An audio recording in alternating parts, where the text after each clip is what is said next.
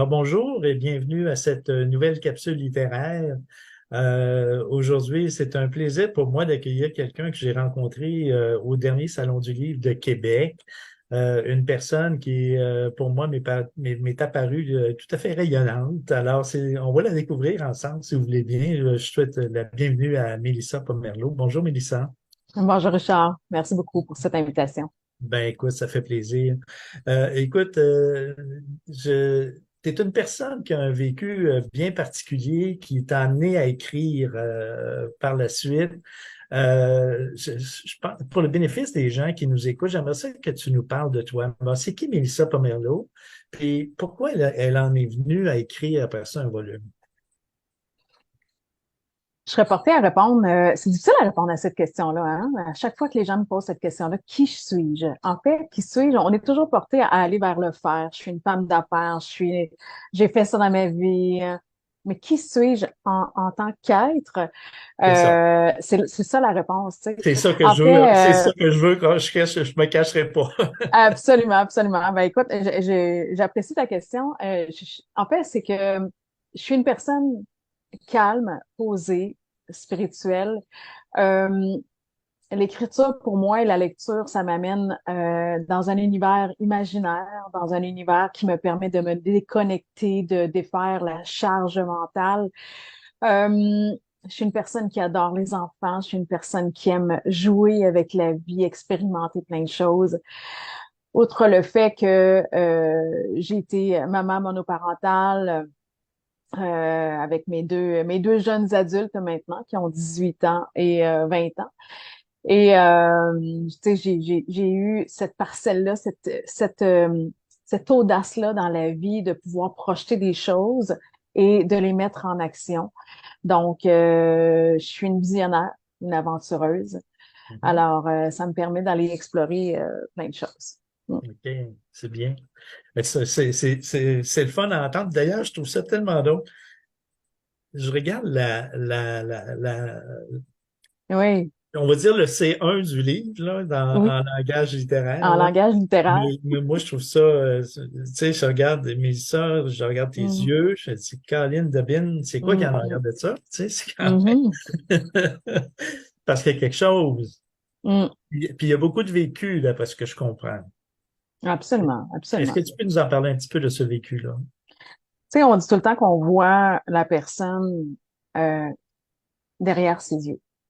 Et je me suis fait dire souvent, régulièrement, qu'est-ce que cachent ces yeux-là, parce que j'ai les yeux pâles. Euh, Souvent, c'est les autres nationalités, autres que les Québécois, qui voient ce grain-là. OK. Puis ça les attire, ça les anime. Ils aspirent à connaître autre chose en arrière de tout ça. Je crois vraiment, moi, pour ma part, que ce vécu-là que j'ai eu et que j'explique aussi dans mon livre, donc en l'espace, si tu me permets, je vais juste raconter un peu pour Oui. mettre en contexte les gens. Mais en fait, en l'espace de 3 mois, j'ai pris la décision de me séparer d'une relation qui était en situation de contexte de violence. Ensuite, j'ai ma maison une partie de ma maison qui est passée au feu.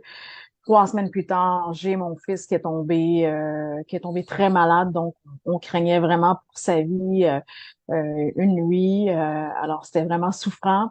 Et lors d'un séjour où est-ce que le médecin m'a autorisé à revenir à la maison, moi, j'ai reçu par inadvertance un gallon d'acide en plein visage. Donc, c'est sûr qu'il y a eu des conséquences sur ma peau, sur mes yeux. Donc, j'ai perdu la vue pendant 2 mois. Donc, je pense que quand on ressort de cette période-là, euh, je ne crois pas qu'on soit apte à dire qu'est-ce qui va m'arriver autre chose, tu sais. Mhm. Dans tout ça, la beauté, c'est que j'ai réussi parce que, tu sais, sur le coup du moment, on n'a jamais la force. Et il y a des gens qui sont bienveillants puis qui vont me dire, mon Dieu, t'es courageuse. Non. c'est pas du courage. En fait, c'est que ça prend, oui, ça prend de la force et ça prend une vision aussi, ça prend de l'audace pour se relever.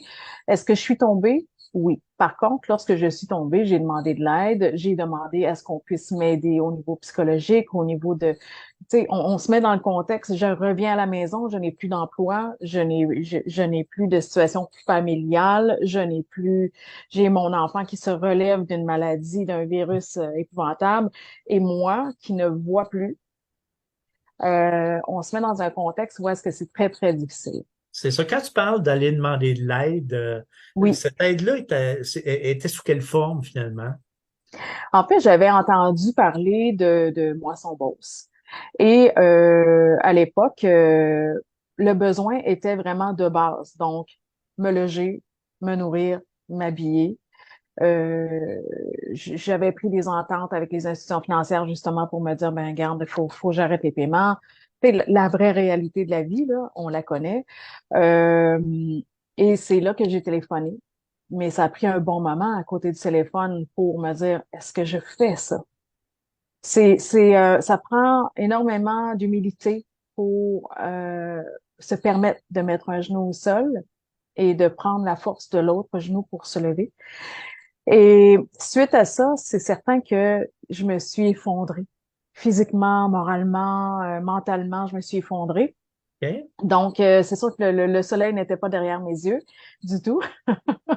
Mais c'est normal aussi. Donc, c'est vraiment humain. Donc, j'avais besoin d'avoir un répit, un temps de moment pour me retrouver intérieurement avec mes deux enfants, puis de reprendre ma vie en main. Mhm. Donc, cet épisode-là, ce pivot-là a fait en sorte que, par la suite, toutes les décisions que j'ai prises se sont appliquées selon mon code d'honneur à moi. Et c'est pour ça que j'ai écrit le livre Code d'honneur. C'est ça, exactement. Juste Ouais. avant de glisser justement vers ce livre-là, Oui, au niveau des membres de ton entourage, oui. que ce soit dans ta famille, tes amis, tout ça, est-ce qu'il y a des gens qui ont été d'impact dans ces circonstances-là? Ah, absolument. J'ai eu de l'aide de ma famille, mes parents qui demeuraient tout près. C'est sûr que mes frères à l'époque étaient plus jeunes, mais c'est sûr que j'ai eu du soutien de ma famille immédiate, là. Les gens étaient là pour m'aider. Tu sais, je suis assez autonome dans la vie. Je prends énormément d'initiatives pour avancer, ne pas rester sur place. Donc, c'est ça que j'acceptais l'aide qui m'était offerte parce que j'en avais besoin, bien évidemment. Mhm. Effectivement. Écoute, on va aller vers ton livre maintenant. Et c'est parce que ce que tu nous racontes, on le Mm, retrouve aussi mm. quand on lit ce magnifique livre. En tout cas, moi, je l'ai dévoré, là, qui s'appelle Le Code d'honneur. Et puis, je vais insister aussi sur le sous-titre qui est Bâtir autrement pour redonner au suivant. Est-ce que tu peux nous parler de cette démarche d'écriture-là? Qu'est-ce qui t'a amené là? Pourquoi? Pourquoi Mm. t'as écrit, par exemple? En fait, ça fait plusieurs années, je dirais une dizaine d'années que je voulais écrire un livre. Mais là, écoute, circonstances familiales, circonstances, j'ai pas le temps, j'ai trois emplois, j'ai mon entreprise en architecture, je suis subjuguée d'un horaire surchargé et je veux être entièrement disponible aussi pour mes enfants, dont j'ai la garde seule. Et je pensais à ce projet-là et je me disais, qu'est-ce que j'aurais bien à raconter? Mhm. Je me suis posé la question. Je me suis aussi nommée comme imposteur parce que je me disais, qu'est-ce que les gens vont retirer de mon écriture? Quel type d'écriture je peux faire? Donc, j'étais essentiellement dans un questionnement humain. Mais J'ai bien entendu imposteur. oui, absolument. OK. Le syndrome de l'imposteur, au départ, je voulais pas écrire. J'avais peur de comment les gens allaient prendre l'histoire, comment on allait peaufiner tout ça pour que ça soit bien adapté à l'écriture, que ça soit pas choquant, mais ça soit au niveau de l'inspiration, de la motivation. Donc, on peut vivre plein d'épreuves dans notre vie, puis on peut la façonner, puis la moduler comme on souhaite par la suite. Donc, si on souhaite prendre cette épreuve-là, puis demeurer dans cette épreuve-là toute sa vie, c'est un choix. Et si on veut prendre cette épreuve-là et la façonner positivement, c'est un autre choix. Mhm. J'ai décidé de prendre cette voie-là, de la façonner positivement. Donc, c'est sûr que lorsque j'ai vécu ces étapes-là, j'ai pris le temps, j'ai pris un bon 5 ans pour me ressourcer, revenir à moi, rebâtir mes bases solides. Et après, j'ai fait, OK, je pense que je vais à mon tour redonner au suivant. Parce que pendant cette période, j'ai reçu plein de bonnes personnes, des gens de cœur, des gens impliqués, engagés, qui voyaient bien la détresse dans laquelle je baignais. Et ils ont décidé vraiment de venir m'aider. Il y a des gens que j'ai jamais connus, que j'ai jamais rencontrés, puis qui m'ont aidé aussi. Donc, tu sais, ces personnes-là, je les appelle mes petits anges cachés parce que je les connaîtrai jamais. Ils ont été sur mon chemin de vie, ils ont donné, puis ils savent pas l'impact que ça leur fait dans ma vie. Donc, j'ai décidé de redonner au suivant en m'impliquant justement avec Moisson, Moisson Québec, Moisson Beauce, les banques alimentaires du Canada. Par la suite, il y a eu Centraide, dont je suis encore ambassadrice pour eux. Donc, c'est un cheminement, hein. Donc, pour avoir la capacité de dire, on reçoit, pour ma part, ma mission à moi, c'est aussi de redonner, de reconnaître ça. OK. Dans tout ça, je t'écoute parler, puis j'ai l'impression que tu as mille et une choses à faire, Mélissa. Euh, As-tu du temps pour toi? Puis c'est quoi le Absolument. temps que tu te donnes à toi? Hmm. Euh, C'était pas une je- question prévue dans non, ça. non, mais c'est bien, c'est parfait, ça me convient très bien, ça me permet de réfléchir également. Mais est-ce que j'ai du temps pour moi? Oui, j'ai du temps pour moi. Est-ce que j'en ai assez? Non, pour être honnête, non. Parce que je suis encore maman, je m'occupe encore de plein de choses, de mes jeunes adultes qui sont ici encore. Donc là, c'est une gérance autre. On va dire ça Oui. comme ça. Ça évolue à travers le temps. Euh, mais non, j'ai jamais assez de temps pour moi. Tu sais, je suis à l'écriture de mon deuxième livre présentement. J'ai un vernissage qui arrive à l'automne. En même temps, je veux faire du sport parce que j'aime ça, ça me permet de me vider mentalement. Fait que oui, c'est sûr que je manque de temps, mais il faudrait pas que je travaille. C'est bien. Écoute, la terminologie code d'honneur, Oui. d'où ça vient? Pourquoi tu es arrivé à ça? Qu'est-ce qui a fait que tu es arrivé à ça? Puis à quoi ça correspond brièvement? Mm. Ben, je pense que j'ai établi mon code d'honneur suite à ces épreuves-là. Lorsque j'ai retrouvé la vue, euh, je me suis posé la question. Maintenant que j'ai une vision différente, que ma façon de penser, ma façon d'assimiler, d'accueillir les choses est différente, et que j'ai eu la chance de pouvoir avoir un enfant en santé, d'avoir des enfants qui sont présents, de réavoir des clients, donc ça s'est mis à être en recroissance. J'étais en pleine gratitude. Par contre, lorsqu'on est en pleine gratitude, on savoure ce moment-là, cet instant présent-là.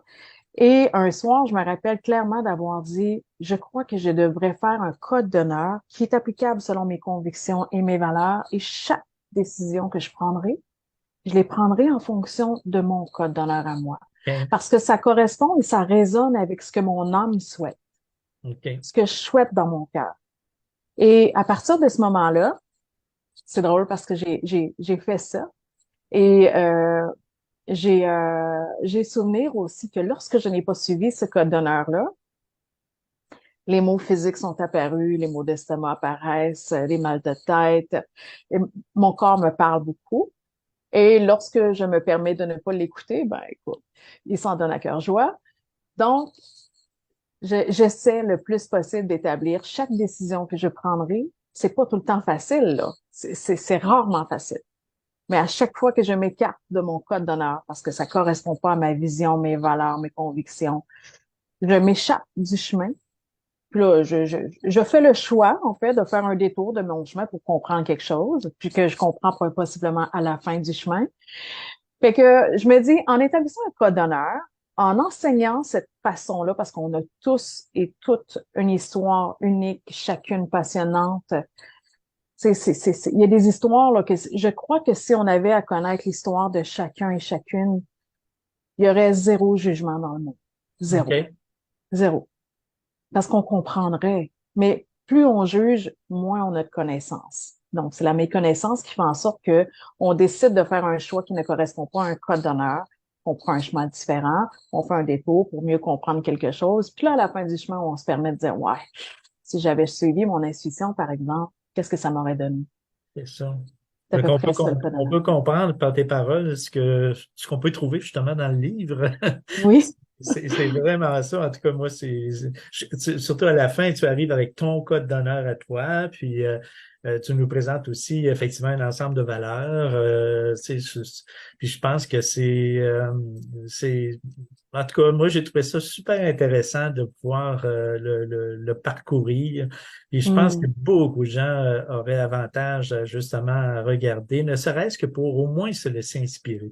Absolument, c'est le but, hein, c'est d'inspirer, c'est pas d'influencer vers un chemin distinctif, tu sais, c'est vraiment d'inspirer selon leur propre code d'honneur à eux. C'est là Ouais. où est-ce qu'on bâtit autrement.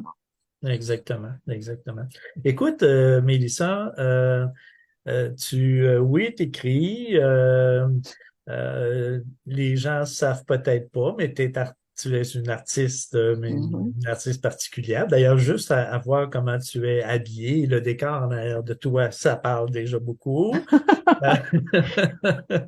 Euh, et tu donnes aussi des conférences, des Mhm. formations dans le milieu corporatif, Oui. d'après ce que je comprends. Et puis, qu'est-ce Mhm. qui t'a amené là particulièrement dans ce milieu-là? En fait, j'ai commencé mes conférences, ça fait au moins 22 ans. J'ai commencé en fait au niveau de l'architecture parce que j'étais dans ce domaine-là, donc j'en donnais dans des salons, dans des événements pour des architectes, des designers à Montréal, à Québec, Sherbrooke.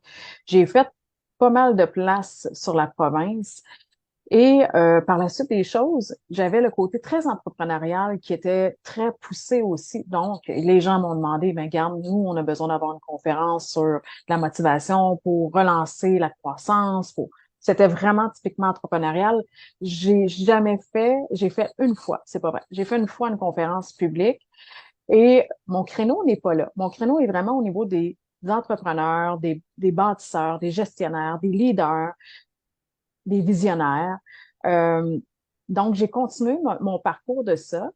Récemment, j'ai décidé, ça aussi, ça a été une décision 360 degrés. J'ai décidé vraiment de fermer mon entreprise en architecture OK. euh, après 25 ans et de continuer quand même mes conférences et mon mentorat d'affaires. Parce que j'avais cette niche-là, j'avais ce besoin-là aussi d'aller enseigner, d'aller encore cette fibre-là entrepreneuriale, d'aller aider l'entrepreneur pour bâtir le monde de demain. Mm. C'est bien. Tu pourrais donner, à mon sens, là, avec tout le contenu que tu pourrais donner toutes sortes de conférences dans toutes sortes de milieux. En tout cas, moi, je le vois très bien. Écoute, euh, tu nous as parlé de plein de choses. As-tu des projets d'avenir? Tu nous as parlé aussi d'un deuxième livre, je comprends ça. Tu sais. Ouais. Donc, tu peux peut-être nous parler de ce deuxième livre-là, mais as-tu d'autres projets aussi qui s'en viennent, là? Ben, en fait, j'ai d'autres projets qui s'en viennent concernant le côté artiste. Donc, dans mon volet artistique, je suis peintre, je suis chanteuse et je suis auteure. Donc, le volet artistique, pour moi, c'est ce qui me permet de vivre, de respirer, d'imaginer le reste, de faire ressortir des émotions au niveau de mes acquéreurs, de ceux-là qui vont me regarder chanter, à chaque fois qu'on regarde un chanteur, c'est parce que ça nous fait vibrer. C'est soit la musique, c'est soit un instrument spécifique, c'est soit la voix de la personne. Donc, je chante, ça fait très, très longtemps. Et c'est sûr que ce volet-là, j'ai quelques contrats à l'automne, on va dire ça comme ça, quelques Et projets à l'automne. là, j'ai une curiosité. Est-ce que tu chantes seul, avec d'autres, avec un band? Qu'est-ce que c'est? Je chante seule. OK. Je chante seule dans des salles à manger d'hôtels, entre autres, dans des événements privés. Ensuite, c'est sûr que au niveau des toiles, j'ai une exposition qui est à venir. Ça s'est décidé ce matin. Donc, ça va, tu sais, ça poursuit toujours des projets, ça m'en prend. Ouais. Mais ça prend des projets qui sont créateurs. Puis je me dis toujours, quand j'ai des projets, c'est parce que je suis en santé, j'ai le goût de faire ça. Ça me permet de rencontrer des gens qui vibrent à la même intensité, tu sais. Donc, c'est sûr que c'est inspirant pour moi, c'est motivant. Donc, un vernissage, une exposition du même coup, un livre qui va sortir en 2024 et les chansons. Donc, ça en fait beaucoup. Oui, ça en fait beaucoup. Quelques conférences ici et là. Pour ça, je te disais tantôt, est-ce que Mélissa Pomerleau a un petit peu de temps pour elle? Oui, mais c'est drôle parce que, en fait, quand je peins, c'est du temps pour moi. Oui, c'est vrai, ça. Quand je chante, je suis dans mon cœur. Puis il n'y a pas un artiste qui se permet de créer, qu'importe la sphère, qui est pas aligné dans son cœur. Fait que quand je suis pas alignée, cœur, corps, esprit, je suis pas capable de chanter, puis je suis pas capable de peindre. Donc, il faut vraiment s'observer, tu sais, là-dedans, puis être conscient de tout ça, là. Mhm. Effectivement. Fait que je vais simplement rappeler aux gens, gênez-vous pas, allez faire un tour dans le code d'honneur, ça va vous inspirer. Écoutez à la toute fin de la capsule, les coordonnées pour rejoindre Mélissa, si vous avez Mhm. besoin, vont être indiquées, gênez-vous pas non plus. Et puis, ben regardez, moi je vous invite à suivre ton parcours parce que je le trouve drôlement inspirant. Fait qu'il me reste plus au nom de l'équipe de Vox Québec, à te remercier, Mélissa, de t'être prêtée au jeu et au plaisir de se revoir très certainement dans le futur. Merci beaucoup. Je le souhaite. Merci.